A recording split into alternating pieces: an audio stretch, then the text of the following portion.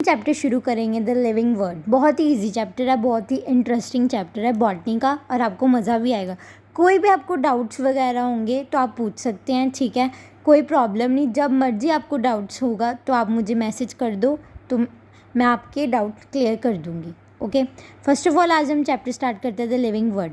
सबसे पहले मैं एक एक क्वेश्चन और एक एक लाइन के बारे में आपको समझाऊंगी पूरा। कोई भी डाउट होगा तो आप मुझे पूछ सकते हैं और मैं आपको पूरा हिंदी में एक्सप्लेन करूंगी कि इस लाइन का क्या मीनिंग है और क्या क्या इम्पोर्टेंट है और क्या क्या आपको पढ़ना चाहिए।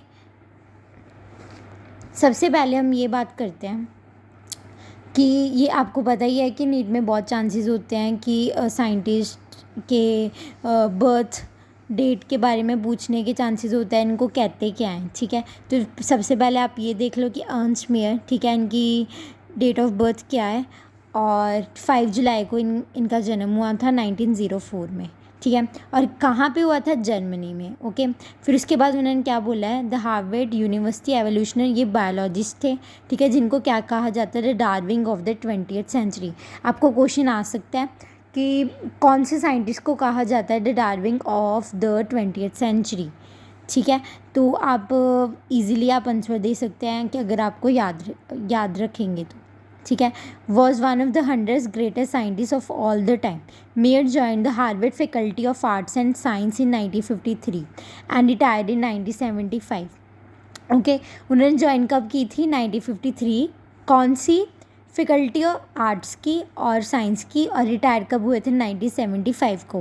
Assuming the title Alexander Agassiz professor of zoology emeritus throughout the his nearly 80 years career. Okay, his research on theology, taxonomy, geography, evolution, systematics, and the history and philosophy of biology. He almost single-handedly made the origin of species diversity the central question of evolutionary biology, and it is today. He also pioneered the currently accepted definition of a biologist species. उसने मतलब जो scientist हैं उन्होंने accept की थी biological species की definition. Mayr was awarded 3 prizes, उनको मिले थे कौन से? The Balzan prize in 1983, the international prize for biologist in 1994 and the Crafoord prize in 1993. Mayr died at the age of 100 in the year 2004. Okay, क्या हमने पढ़ा कि सबसे पहले कि उनका जन्म 5 जुलाई 1904 को और उनको the Darwin of the 20th century कहा जाता है। जर्मनी में हुआ था। 3 prizes उन्होंने वोन किए थे, the Balzan prize, the international prize for biology and the Crafoord prize in 1990। और कब वो उनकी डेथ हो गई थी? जब वो 100 साल के थे, 2004 में। ओके, उनका टाइटल क्या था? Alexander Agassiz professor of geology emeritus. Okay, और उन्होंने कौन सी फैकल्टी ज्वाइन की थी? आर्ट्स की। कब? 1953 में और रिटायर 1975 में। ओके, अब उसके बाद हम लिविंग वर्ड चैप्टर पे आते हैं। कोई भी आपको यहाँ तक कोई भी डाउट है तो आप मेरे से पूछ सकते हैं। Chapter 1 the living word. How wonderful is the living word. हमारा जो संसार है वो कैसे वंडरफुल है, ये लाइन आपको समझ आ गई। फिर उसके बाद the wide range of living type is amazing. कहते हैं बड़ी सारी टाइप्स हैं, ओके, वो बहुत ही ज़्यादा अमेजिंग है। The extraordinary habitat in which we find living organisms, मतलब उनके हैबिटेट के बारे में हमें पता लगेगा लिविंग ऑर्गेनिज्म के बारे में।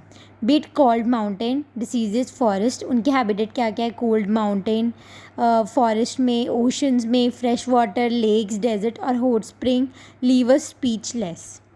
The beauty of galloping horse, of the migrating birds, the value of flowers, or the attracting sharky walks, and a deep sense of wonder.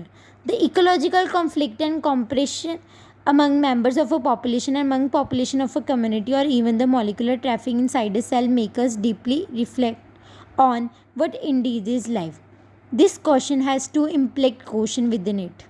The first is a technical one and seek answer to what living is and opposed to the non-living, and the second is a philosophical one and seek answer to what the purpose of life is. As scientists, we shall not attempt answering the second question. We will try to reflect on what is living.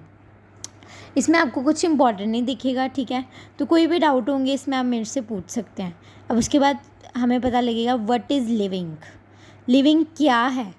Okay, when we try to define living we conventionally look for distinct characteristics